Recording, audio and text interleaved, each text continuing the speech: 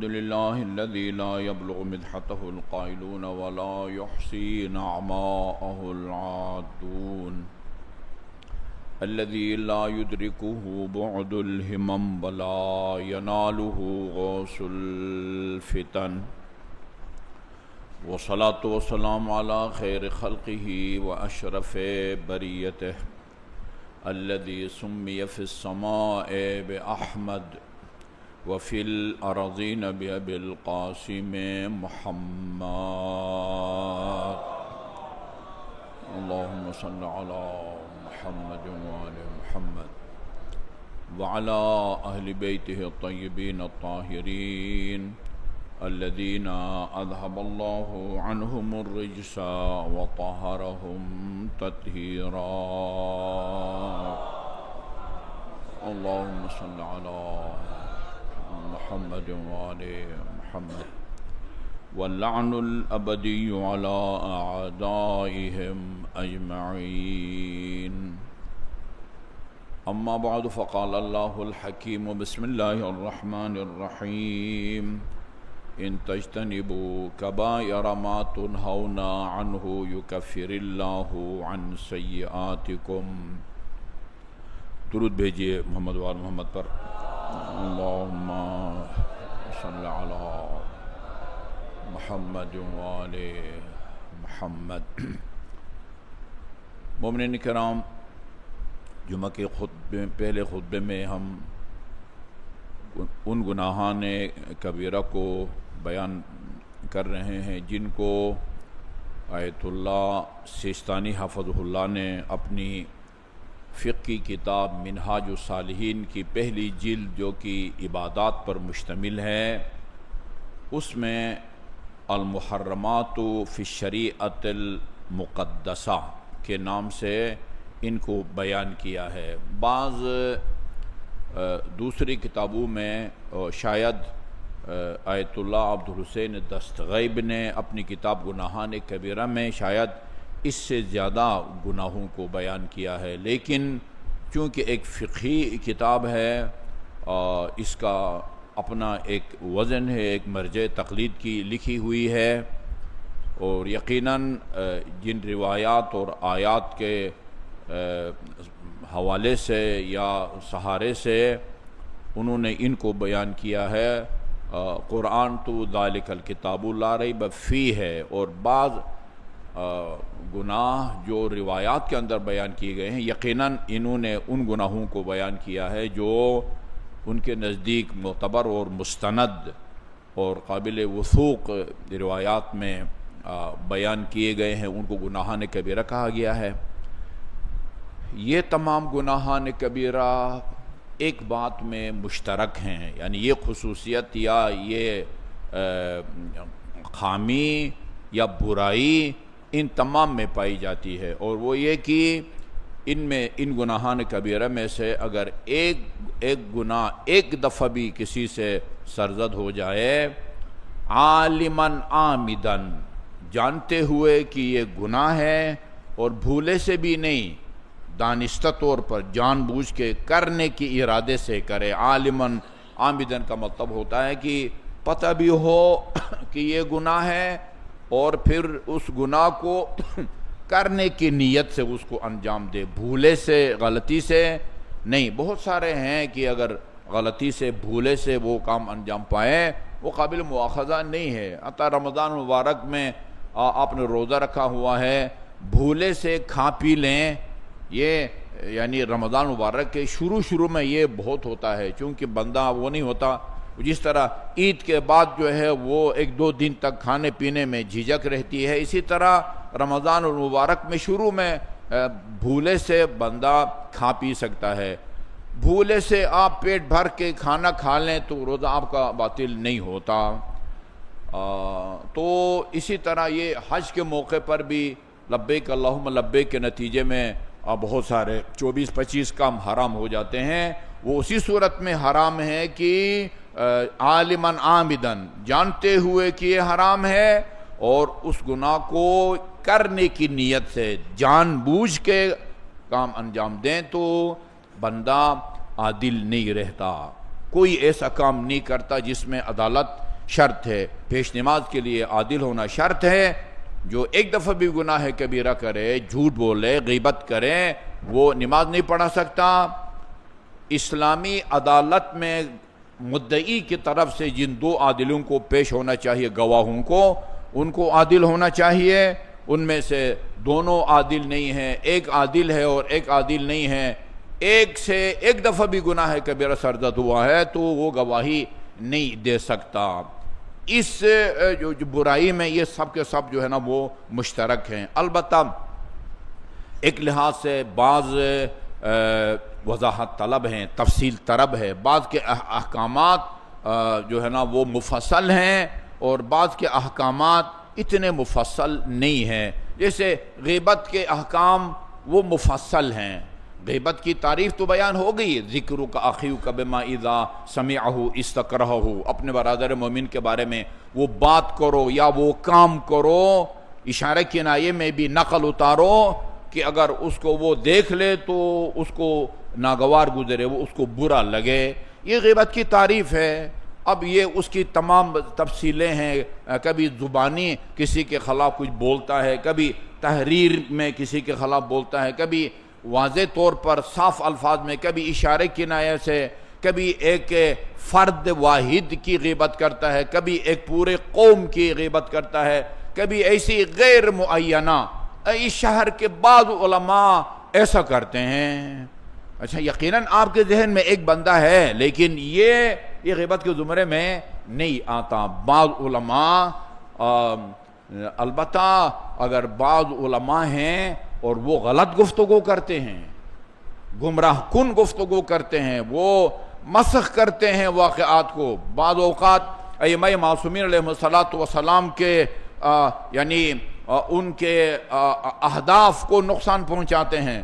سید الشہداء تعجب ہوتا ہے، یعنی آج کل ایسے لوگ کہ جو ہماری مسجد میں ہم نے انہیں اشارہ پڑھایا ہے، اس وقت تو اس طرح کی باتیں نہیں کرتے تھے، میرے خیال میں 2-3 دفعہ ہم نے ان کو اشارہ پڑھایا ہے، پتہ نہیں کتنے سال سے قم میں رہ رہے ہیں، اور انہوں نے اپنے مجالس میں کہا ہے کہ امام حسین علیہ السلام نے اپنے مقدس قیام میں مکے سے لے کر کربلا تک کہیں بھی امر بالمعروف اور نہی عن المنکر نہیں کیا۔ یہ مسخ کرنے والی بات ہے نواسہ پیغمبر کے مقصد کو۔ یہ فرمانا الا ترون ان الحق لا يعمل به وان الباطل لا يتناهى عنه، یہ امر بالمعروف نہیں تو اور کیا ہے؟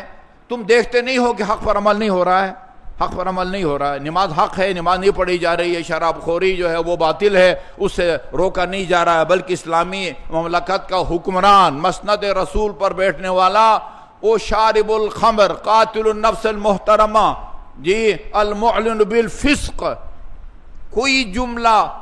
اور بنیادی بات یہ ہے کہ امر بالمعروف اور نہی عن المنکر 5 وقت کی نماز کی طرف فرض ہے، روزہ، زکوٰۃ، حج کی طرف فرض ہے، یہ امر بالمعروف اور نہی عن المنکر، کوئی مستثنا نہیں ہے، نبی پر بھی واجب ہے، امام پر واجب ہے، مجتہد پر بھی واجب ہے، میں اور آپ کے اوپر بھی واجب ہے۔ سوال پیدا یہ ہوتا ہے کیا نواسہ پیغمبر کے زمانے میں یعنی آپ کو دکھا کے یا آپ کے علم میں آنے کے باوجود منکر کا ارتکاب کیا جاتا تھا یا نہیں کیا جاتا تھا؟ برائی کی جاتی تھی یا نہیں کی جاتی تھی؟ سارا معاشرہ حکمران سمیت پاک اور پاکیزہ اور متقی پرہیزگار اور پارسا تھا؟ یقیناً آپ کے زمانے میں منکرات کا ارتکاب کیا جاتا تھا۔ سب سے بڑی برائی اور منکر یزید اور یزیدیت تھی، اس کو آپ نے للکارا ہے۔ وَمِثْلِ لَا يُبَايُعُ مِثْلَهُ، مجھ جیسا انسان، حسین جیسا انسان جو نواسہ پیغمبر ہے، اللہ تعالیٰ کا نمائندہ ہے، اس کی شرعی ذمہ داری اسلامی قدروں کی حفاظت اور پاسداری ہے۔ وہ اس آدمی کے بیعت کرے جو شراب بھی پیتا ہے، کھلا فسق و فجور بھی کرتا ہے، اور مکاتب فکر ہیں جو کہتے ہیں حکمران جب تک کافر نہ ہو جائے وہ تمہاری عورتوں کو اغوا کرے، قتل کرے، جو مرضی کرے، اس کی اطاعت واجب ہے، کیونکہ اللہ تعالیٰ نے فرمایا ہے وَأُولِي الْأَمْرِ مِنْكُمْ، جو بھی حکمران بنتا ہے، سول ہو، فوجی ہو، اس کی اطاعت واجب ہے۔ یہ ہماری سوچ یہ نہیں ہے، ائمہ معصومین کی سوچ نہیں ہے. ہم تو اسی آیے کریمہ کی روشنی میں ہم کیا بلکہ فخر الدین رازی جیسا بندہ اس نے یہ نتیجہ نکالا ہے. یہ یا ایھا الذین آمنوا اطیعوا اللہ اطیعوا الرسول واولی الامر منکم، یہ آیے کریمہ کا لب و لہجہ یہ کہتا ہے کہ اللہ اور رسول کے علاوہ ان حکمرانوں کی اطاعت واجب ہے جو معصوم عن الخطا ہو. ہر حکمران کی اطاعت واجب نہیں ہے. ہاں وہ آپ کے زمانے میں یقیناً منکر تھا. سر فہرست سب سے برا منکر جو ہے، سب سے سنگین منکر وہ یزید اور یزیدیت تھی. یہ کہنا کہ آپ نے امر بالمعروف و نہی عن المنکر نہیں کیا، دوسرے الفاظ میں گویا آپ یہ کہہ رہے ہیں کہ امام حسین نے ایک اہم اور اسلامی فریضے کو جس کے خدا نے اور قرآن میں تاکید فرمائی ہے، نعوذ باللہ، آپ نے اس کو ترک فرمایا ہے.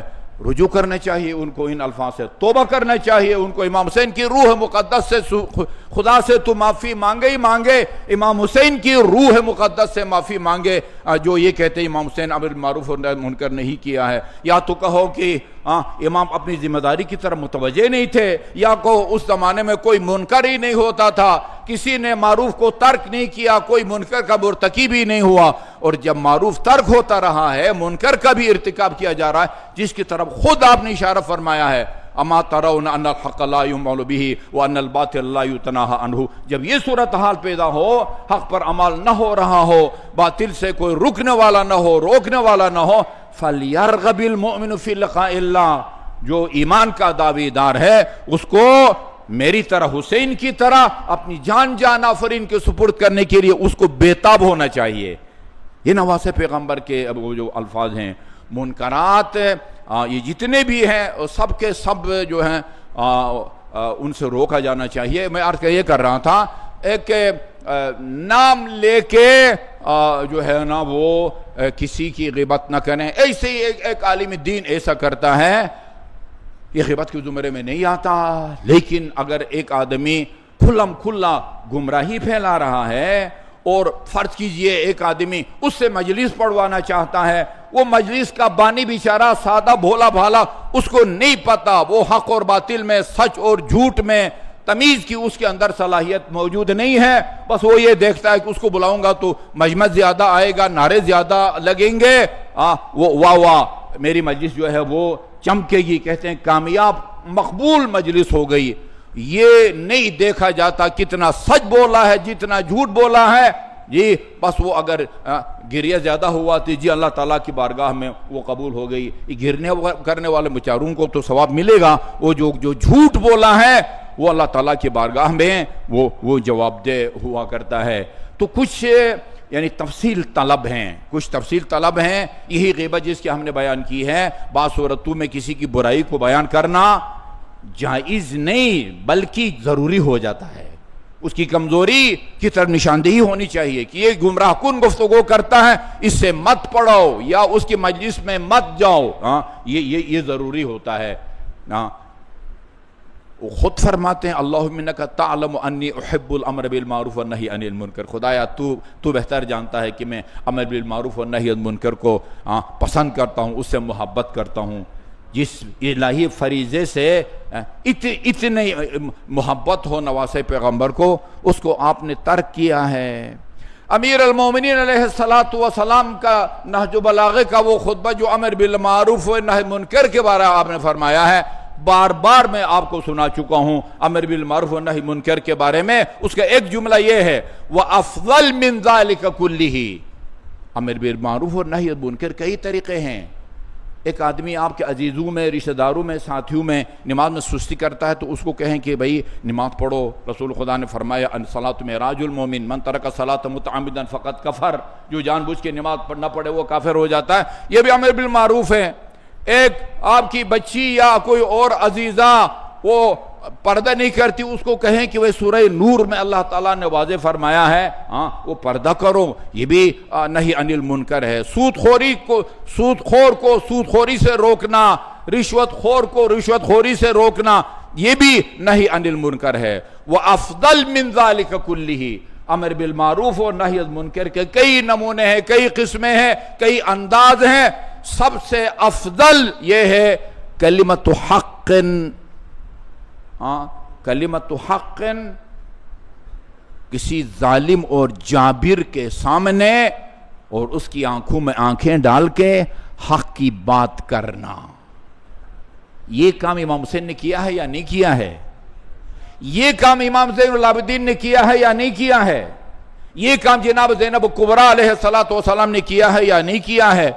وہ خون ٹپک رہا ہے یزید کی تلوار سے، اور اس کے سامنے کھڑی ہو کے علی کی بیٹی، سننے والوں نے سنا، ہم ایسا لگا جیسے کہ علی خطبہ دے رہے ہیں۔ یہ کید کیدک وسوسایک، جو مکاری اور جو ہے وہ چالاکی کرنا چاہتا ہے کر لے، نہ تو ہماری نام مٹا سکے گا، نہ ہمارا ذکر مٹا سکے گا، نہ ہماری یاد کو لوگوں کے دلوں سے نکال سکے گا۔ یہ امر بالمعروف نہیں تو نہی عن المنکر کیا ہے؟ مجھے سمجھ میں نہیں آتا۔ یہ بندہ خدا اتنا جاہل بھی نہیں ہے کہ اس طرح کے متون نواسے پیغمبر کے ایک نئے کئی خطبوں میں ہمیں ملتا ہے، ان کو پڑھنے کے باوجود، ان کا مطالعہ کرنے کے باوجود یہ اس طرح کی باتیں ہمارے فہم سے جو ہے نا وہ بالاتر ہیں۔ پھر کیا مقصد تھا نواسے پیغمبر کا؟ اقتدار برائے اقتدار حاصل کرنا چاہتے تھے۔ کیا حاصل کرنا چاہتے تھے؟ اور کرنے کا مقصد یہ ہے کہ یہ غیبت چونکہ ایک طویل موضوع ہے، یا اس پر بحث ہونی چاہیے، بعض مقامات پر وہ صرف جائز نہیں بلکہ ضروری بھی ہو جاتی ہے۔ اسی طرح جھوٹ کے بھی کئی نمونے ہیں۔ کبھی آدمی یعنی اس میں سنجیدگی میں سیریس ہو کے جھوٹ بولتا ہے، کبھی مذاق میں جھوٹ بولتا ہے۔ دونوں جدن و عزلن لکھا ہوا ہے فقہ کتابوں میں، یعنی اپنی سنجیدگی کے ساتھ اور سیریس ہو کے جھوٹ بولنا یہ بھی حرام ہے۔ ایسی ہنسی مذاق میں جھوٹ بولنا یہ بھی حرام ہے، جائز نہیں ہے حرام جھوٹ بولنا۔ اچھا، بعض اوقات جھوٹ بولنا وہ جائز ہو جاتا ہے جب آپ جھوٹ بول کے دو بندے جن کے تعلقات ٹھیک نہیں ہیں، کشیدگی ہے، عرصے سے دو مومن خصوصاً باتیں نہیں کرتے، وہ جھوٹ جس کو کہتے ہیں سفید جھوٹ، فارسی میں کہتے ہیں دروغ شاخدار جھوٹ، ایسے جھوٹ کے جیو سینگ رکھتے ہیں، کھلم کھلا بولیں تاکہ اس کے نتیجے میں دو مومنین کو صلح کرائیں۔ یہ تفصیل طلب جو ہے نا وہ گناہ ہے، کہاں جائز ہے کہاں ناجائز ہے، یہ اس کی کتنی قسمیں ہیں۔ لیکن کچھ ایسے ہیں کہ اچھا، اور دوسری بات یہ ہے کہ ایک فرق ان میں یہ بھی ہے کہ بعض عام ہیں، عام بہت زیادہ ہیں، اور بعض شاذ و نادر ہیں، نادر ہیں، ان کی طرف ایک اشارہ کافی ہوتا ہے۔ اور ہو سکتا ہے جو ہم بیان کر رہے ہیں ان میں سے بعض ایسے بھی ہوں کہ جن کو لوگ گناہ کبیرہ ہی نہیں سمجھتے، اس کو جائز سمجھتے ہوں، اگرچہ جو فہرست میرے سامنے میں نمبر شمار نہیں لگایا، مجھے نہیں لگتا کہ شاید کوئی ایسے مومن ہوں کہ جن کو اس کے حرام ہونے کا علم اور پتہ نہ ہو، لیکن یاد دہانی کے لیے ان کو بیان کرنا جو ہے نا وہ ضروری ہے۔ وہ اشارہ کیا گیا، یہ بھی بہت تفصیل طلب ہے، سود خوری انتہائی خطرناک ہے۔ جس گناہ سے رسول اسلام صلی اللہ علیہ وسلم نے تشبیہ دی ہے، اس گناہ کو میں نے عرض کیا تھا کہ یعنی نام لینا بھی اس مقدس جگہ پر مجھے مناسب نہیں لگتا۔ وہ بعض اوقات کسی کو آدمی پیسہ دیتا ہے، مثلا 1,00,000 روپیہ، اور 1,00,000 روپیہ دے کے مثلا 1 سال کے بعد 1.25 لاکھ یا 1.5 لاکھ جو بھی دونوں کا قرار پاتا ہے، بے شک دونوں وہ راضی ہوں۔ لہذا وہ کہتے تھے جب سود خوری پر پابندی لگائی گئی تو لوگ کہتے تھے کہ بھئی اس میں اور تجارت میں کیا فرق ہے؟ وہ تجارت میں بھی آپ وہ چیز مارکیٹ سے تھوک کے حساب سے سستی لاتے ہیں اور اس کو مہنگا بیچتے ہیں۔ اسی طرح اگر آپ 1,00,000 روپیہ دیں اور جو ہے نا پرافٹ کے طور پر اس سے سوال لے لیں تو کیا حرج ہے؟ نہیں، اللہ تعالیٰ نے قرآن میں واضح طور پر فرمایا ہے احل اللہ البیع وحرم الربا، خدا نے بیع کو جس میں تھوڑا بہت پرافٹ رکھا جاتا ہے وہ اس کو حلال قرار دیا ہے، لیکن ربا سود خوری کو حرام قرار دیا ہے۔ پیسہ کے مقابلے میں پیسہ، جی تھوڑے پیسے دے کے زیادہ پیسہ وصول کرنا، یا جنس گندم دی، 10 من گندم دی اور مثلا یہ 6 مہینے کے بعد سال کے بعد میں 12 من وصول کروں گا، ایک جنس ہے، دونوں جو، دونوں گندم، دونوں مکئی مثلاً، یہ اسی طرح بعض یہ خصوصاً یہ مسئلہ بیان کیا جاتا ہے بینک کی ایسی ملازمت کی جس میں سود لیا جاتا ہے یا جو ہے دیا جاتا ہے۔ یہ صاف لکھا ہے آیت اللہ سیستانی نے کہ جب پوچھا جاتا ہے کہ بینک میں نوکری کرنی چاہیے یا نہیں کرنی چاہیے، وہ کہتے ہیں کہ اگر آپ بینک میں یہ دیکھیں کہ آپ کا کام کیا ہے، بینک میں آپ کا کام کیا ہے، آپ کا کام سود لینا یا دینا ہے تو وہ جائز نہیں ہے، لیکن آپ کا کام سود لینا اور دینا نہیں ہے، آپ کا کام جو ہے نا وہ صرف اکاؤنٹ کھولنا ہے۔ اکاؤنٹ کھولنے والے کا کام نہ سود دینا ہے نہ لینا ہے، یا اس سے بھی زیادہ واضح مثال بینک کا ڈرائیور ہے، اس نے کون سا دودھ لینا ہوتا ہے یا دینا ہوتا ہے؟ بینک کا گارڈ ہے، وہ گن مین، اس نے نہ سود لینا ہے یا دینا ہے۔ لیکن مجھے یاد پڑتا ہے مولانا مرزا صادق حسن حفظہ اللہ، انہوں نے ہماری یہاں مجلس پڑھی تھی، انہوں نے فرمایا یہ ٹھیک ہے کہ وہ ڈپارٹمنٹ کے جس میں آپ کا کام سود لینا یا دینا نہیں ہے ادھر کر سکتے ہو، اور جہاں سود لینا یا دینا ہے وہاں نہیں کر سکتے ہو۔ اچھا، ابھی آپ کی جو ہے تقرر ہوئی ہے، آپ کی اپائنٹمنٹ ہوئی ہے ایسے اپارٹمنٹ میں، اس ڈپارٹمنٹ میں کہ جس میں آپ کا کام نہ دینا ہے نہ لینا ہے، کیا بینک نے آپ کے ساتھ یہ ایگریمنٹ کیا ہوا ہے کہ سروس کے آخر تک جب تک آپ ریٹائرڈ نہیں ہوتے اسی میں کام کریں گے؟ کل کو آپ کی جو ہے نا ڈیوٹی بدل سکتی ہے، آپ کا کام سود لینا ہے یا دینا ہے۔ آپ فرماتے تھے بہتر یہ ہے کہ اس سے پرہیز کیا جائے، کیونکہ سروس کے دوران کبھی نہ کبھی 5 سال کے بعد، 6 سال کے بعد، 10 سال کے بعد آپ کو وہ کام کرنا پڑے گا جو حرام ہے۔ اس وقت نہ آپ بینک میں رہنے کے قابل ہوں گے نہ کسی اور جگہ کے قابل ہوں گے، لہذا فرماتے ہیں بہتر یہ ہے کہ اس سے وہ پرہیز کیا جائے۔ یہ بھی کافی بہت تفصیل طلب ہے۔ سود خوری من جملہ گناہان کبیرہ میں سے ہے۔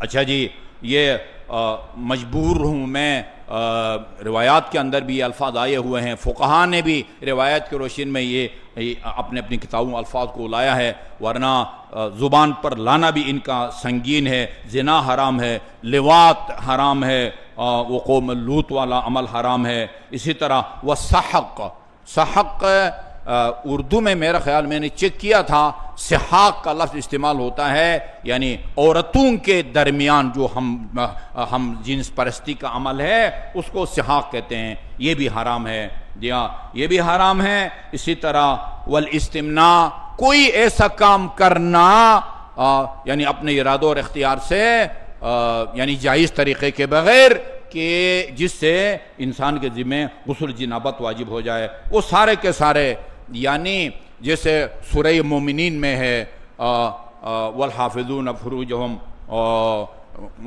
وہ لوگ کامیاب ہوں گے جو نماز پڑھتے ہوں گے، خشوع و خضوع کے ساتھ زکوٰۃ ادا کرتے ہوں گے اور اپنی شرمگاہوں کی حفاظت کریں گے، ما سوائے اپنے شرعی ہمسر اور پرانے زمانے کے رواج کے مطابق اپنی زرخرید کنیز کے علاوہ کسی اور سے جنسی لذت اندوزی، یہ من جملہ گناہان کبیرہ میں سے ہے۔ ایک دفعہ بھی خدا نخواستہ کسی سرزد ہو جائے وہ جو ہے نا وہ عادل نہیں رہتا۔ والقیادہ لکھا ہے وَهُوَ السَّعْيُ بَيْنَ اثْنَيْن لِجَمْعِهِمَا عَلَى الْوَطْيِ الْمُحَرَّمِ۔ قیادہ، یہ لفظ قیادت آپ سمجھیں گے تو یہ قیادت پاکستان کی قیادت، جی پاکستان کی قیادت کون رہا ہے؟ فلان تنظیم کا قائد، فلان تنظیم کا قائد، رہبر کے معنی میں نہیں ہے۔ قیادت یعنی دو بندوں کے درمیان ناجائز تعلقات استوار کرانے کے لیے واسطہ بننا۔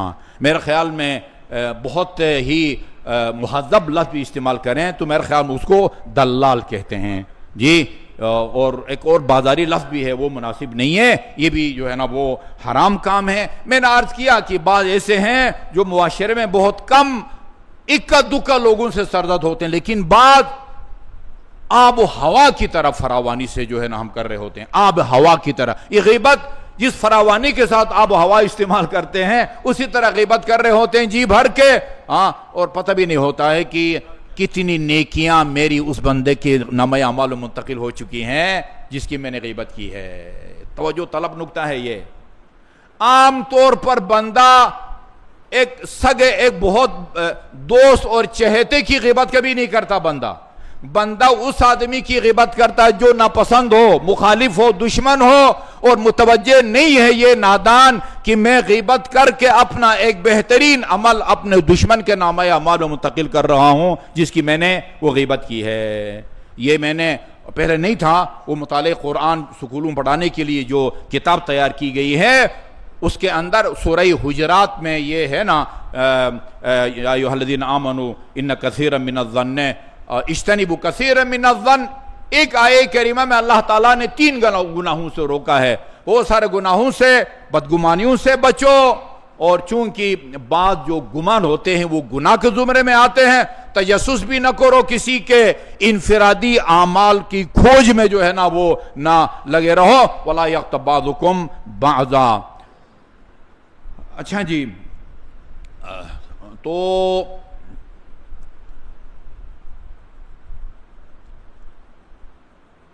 شاد و نادر جو ہے,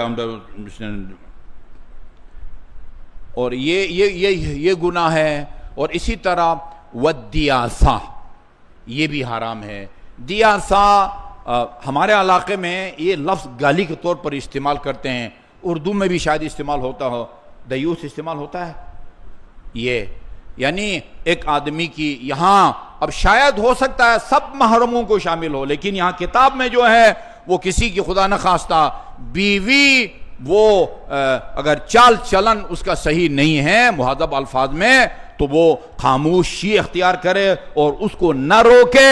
یہ اس کو دیاست کہتے ہیں. یہ ایک بےغیرتی کا ایک بدترین جو ہے نا وہ نمونہ ہے. اور یہ بھی گناہان کبیرہ کے زمرے میں وہ آتا ہے. جی ہاں. اور والقول بغیر علم و حجت, بغیر کسی یقین کے, بغیر کسی دلیل کے باتیں کر رہا. یہ ہم اہل منبر سے جو ہے نا یہ گناہ اکثر جو ہے نا وہ سرزد ہونے کا خطرہ ہوتا ہے. کوئی ٹھوس نہ قرآنی آیت ہے نہ کوئی معتبر حدیث ہے, اور بس دیکھا کہ یہ بات کروں گا تو مجمع خوش ہو جائے گا. یہ بغیر علم اور حجت و دلیل کے کوئی بات کرنا, ایسی دوستوں کی محفل ہو یا جمعہ کا خطبہ ہو یا مجلس ہو, یہ بھی گناہان کبیرہ میں سے ہے. علم, یقین اور دلیل کے بغیر آپ کے پاس دلیل یا قرآن ہے یا سنت معتبرہ ہے یا پھر اجماع علماء وغیرہ وغیرہ. یا والکذب, یہ جھوٹ کا ہے. حتی ما لا یتضرر به الغیر, جھوٹ بولنا اگرچہ آپ کے جھوٹ بولنے کے نتیجے میں کسی کو نقصان نہیں ہوتا, پھر بھی یہ جائز نہیں ہے. مجھے یاد ہے 2-3 سال پہلے میں مفصل بحث کر چکا ہوں. وہ میں نے صورتیں بیان کی تھی جہاں پر جھوٹ بولنا جائز ہے. اللہ جنت نصیب فرمائے مولانا عباس کمیلی, شاید وہ لائیو ہمارا وہ خطبہ سن رہے تھے, رات کو فون آیا, اگر یہ جو روایات آپ نے بیان کی ہے اس کا حوالہ بھیجیں. میں نے پھر وسائل الشیعہ سے مرحوم, بہت میں قدر کرتا ہوں اس مرحوم کی, میں نے ان کو بھجوائی تھی. یہ کافی تفصیل طلب ہے. انشاءاللہ یادآوری کے لیے پھر اگلے جمعے کے پہلے خطبے میں یہ جھوٹ کی قسمیں جہاں جھوٹ جائز ہیں اور مزید اس کی مذمت میں جو معصومین علیہ الصلوۃ والسلام کی روایات ہیں وہ میں آپ کی خدمت میں عرض کرنے کی کوشش کروں گا.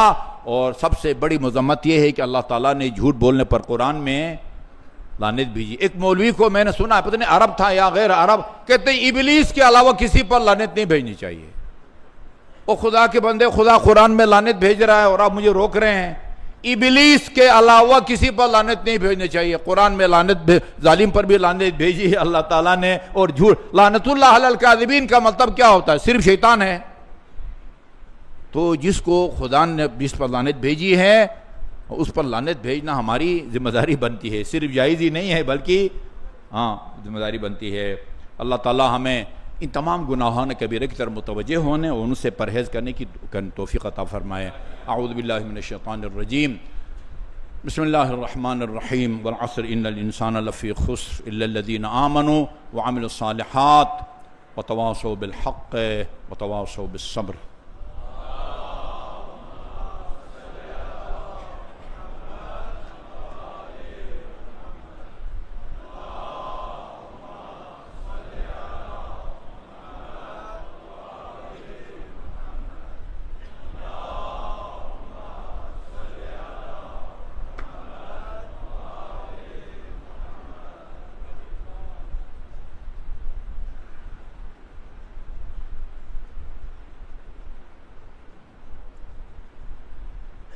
اعوذ باللہ من الشیطان اللعین الرجیم بسم اللہ الرحمن الرحیم الحمدللہ رب العالمین والصلاة والسلام علی خیر خلقہ محمد وآلہ الطیبین الطاہرین ولا سیما علی ابن امہ امیر المؤمنین علی بن ابی طالب علیہ الصلاة والسلام وعلی ابنتہ الصدیقۃ الطاہرہ فاطمۃ الزہراء سیدۃ نساء العالمین وعلی سبطیہ الحسن والحسین سید شباب اہل الجنہ وعلی علی بن الحسین زین العابدین ومحمد بن علی الباقر وجعفر بن محمد الصادق وموسى بن جعفر الكاظم وعلی بن موسى الرضا ومحمد بن علی التقی وعلی بن محمد النقی والحسن بن علی الزکی العسکری والخلف الحجہ المہدی المنتظر اللہم عجل فرجہ وسہل مخرجہ ليملأ الأرض قسطا وعدلا كما ملئت ظلما وجورا واللعن الأبدي على أعدائهم أجمعين أما بعد فقال الله الحكيم بسم الله الرحمن الرحيم لا تركنوا إلى الذين ظلموا فتمسكم النار. مومنین کرام، وقت بہت کم رہ گیا ہے. دوسرے خطبے میں نے اپنی ناقص عقل کے مطابق یہ مناسب سمجھا ہے کہ اگرچہ عشرے کے دوران مختلف اور مستند علماء کرام کی زبان مبارک سے آپ امام حسین علیہ السلام کے خطبوں کے اقتباسات سنتے رہے ہیں. اول سے لے کر آخر تک خطبہ کم سنایا جاتا ہے. اسی طرح امام زین العابدین علیہ السلام کے وہ خطبے کے اقتباسات، ان میں سے منتخب جملے آپ سنتے رہے ہیں. جناب زینب کبریٰ علیہ السلام کے خطبے کے بھی اقتباسات جملے سنتے رہے ہیں. تو میرا خیال ہے اس مکرمہ اور معظمہ کا حق بنتا ہے اور ہمارا فرض بنتا ہے کہ ان کا مکمل خطبہ دنیا کو سنایا جائے، تاکہ لوگوں کو امام حسین کی جو حکمت بھرا عمل ہے نا اس کی طرف متوجہ ہوں. جب نکلنے لگے وہ سارے دوستوں نے، خیر خواہوں نے، واقعاً دلی ہمدردی رکھنے والے، انہوں نے روکا آپ کو. بعد دلی ہمدردی رکھتے تھے، بعد دلی ہمدردی نہیں رکھتے تھے، ایسی سیاسی طور پر روکتے تھے. تو آپ نے ان کو کہا کہ آپ مجھے روک رہے ہیں لیکن میرے نانے کا حکم ہے، میں جو ہے نا میرا نکلنا وہ ضروری ہے. اور نکلنے کا مقصد بھی بتایا. کل رات کو مولانا صاحب بتا رہے تھے. اور جب دیکھا کہ آپ جا رہے ہیں اور اکیلا نہیں جا رہے ہیں، باقی خواتین اور مخدرات عصمت و طہارت نے بھی وہ تیاری کر لی ہے، تو پوچھنے والے نے پوچھا فرزند پیغمبر اگر آپ کو نانے کا حکم ہے تو آپ ضرور جائیے.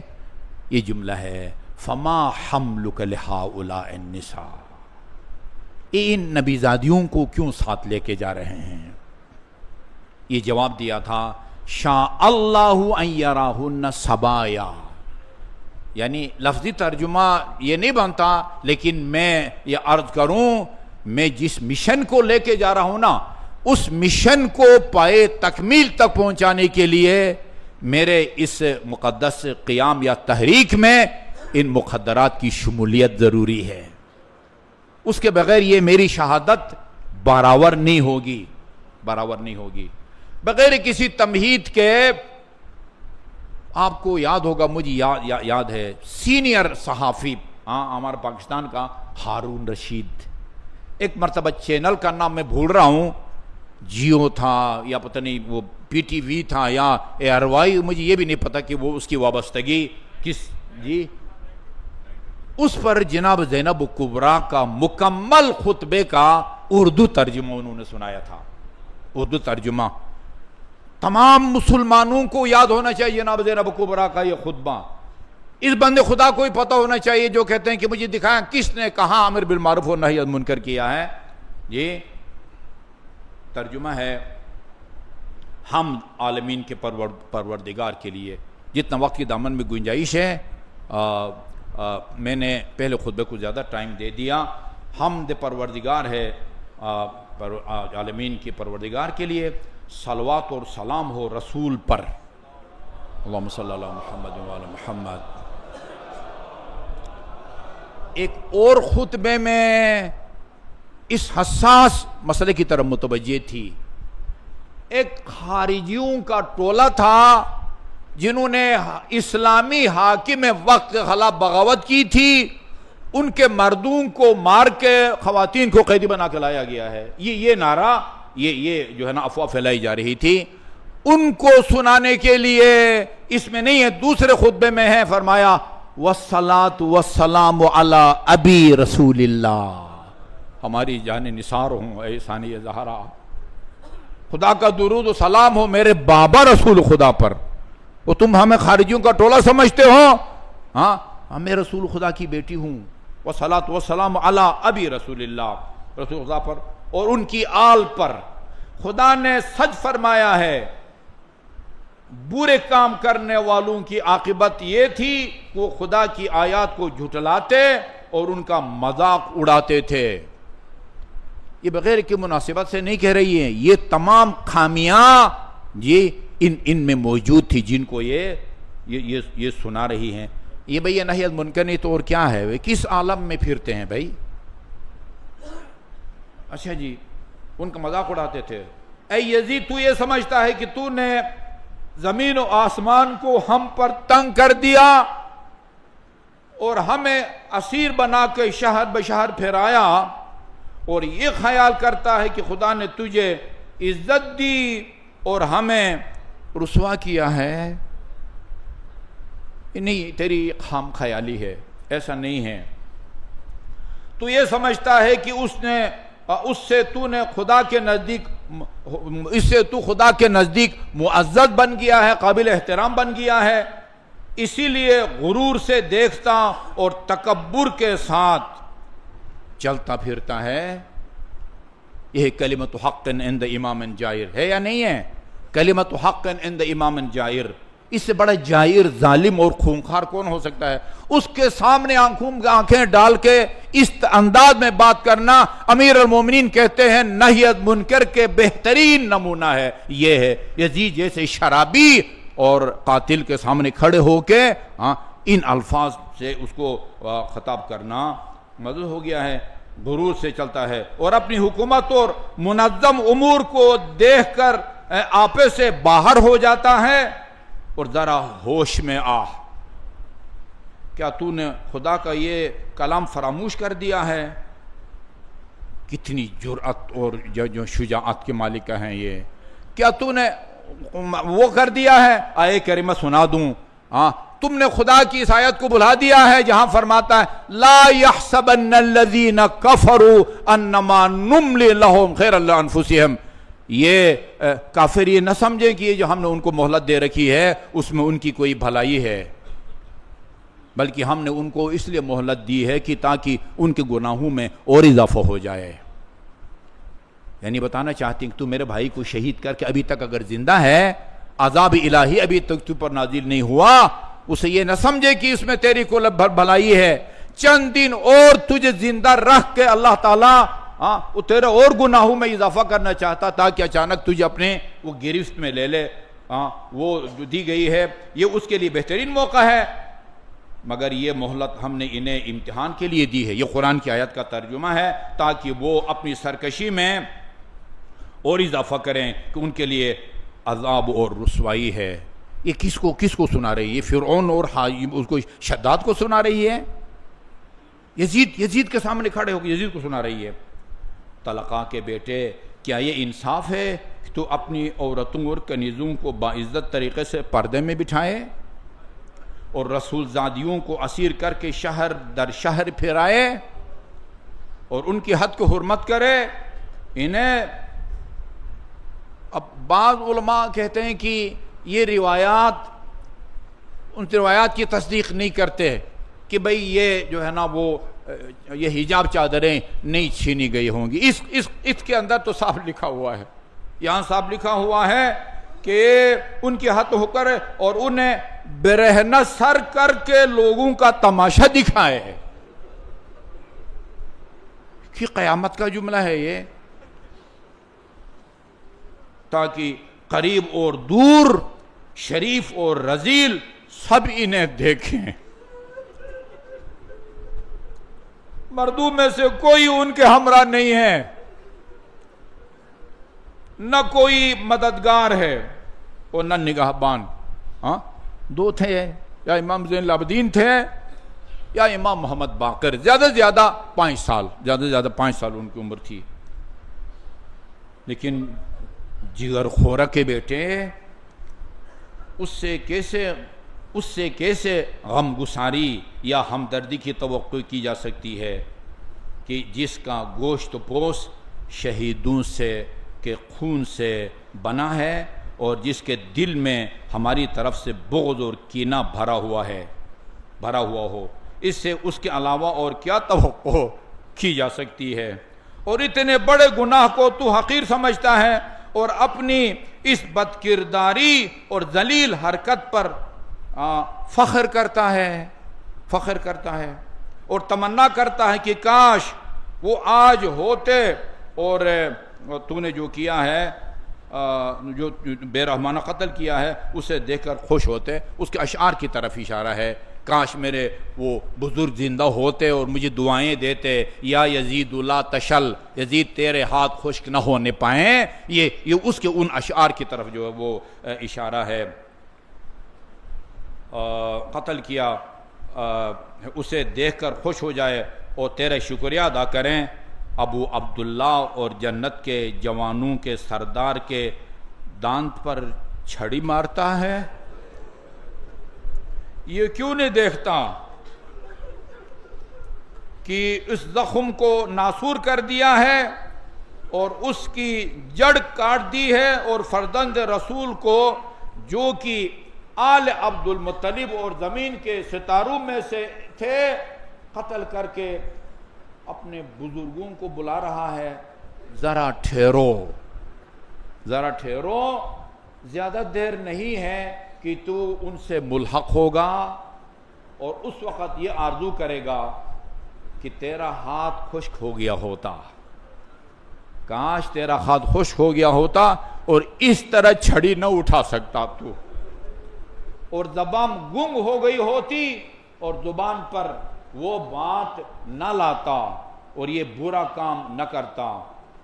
اے اللہ، اس سے ہمارا حق اور انتقام لے اور ان ظالموں پر کہ جنہوں نے ہمارا خون بہایا اپنا عذاب نازل فرما۔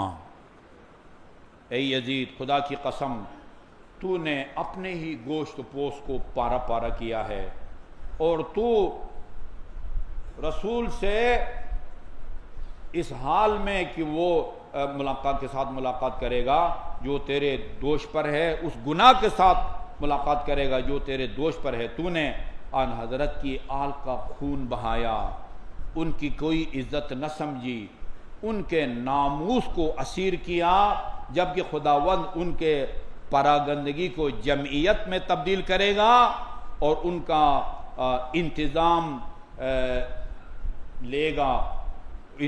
لے گا جو راہ خدا میں قتل ہوئے ہیں۔ انہیں مردہ خیال نہ کرو، بلکہ وہ زندہ ہیں اور خدا کی بارگاہ میں روزی پاتے ہیں۔ یزید، تیرے لیے اتنا ہی کافی ہے کہ اللہ حاکم ہے اور محمد تیرے دشمن اور جبرائیل اور ان کے حامی، اور جس نے تیرے لیے راستہ ہموار کیا ہے، اور جبرائیل ان کے حامی ہے، اور جس نے تیرے لیے راستہ ہموار کیا ہے اور تجھے مسلمان پر مسلط کیا ہے، اسے عن قریب معلوم ہو جائے گا کہ ظالموں کی کیا سزا ہے، اور یہ بھی جان لے گا کہ تم سے کون زیادہ بدتر اور کس کی فوج ناتوان ہے۔ اللہ تعالی ہمیں اس مکرمہ اور معظمہ کی مشن کو پائے تکمیل تک پہنچانے کی، عمل کرنے کی توفیق عطا فرمائے۔ اعوذ باللہ من الشیطان الرجیم، بسم اللہ الرحمن الرحیم، قل هو اللہ احد اللہ الصمد لم یلد ولم یولد ولم یکن له کفوا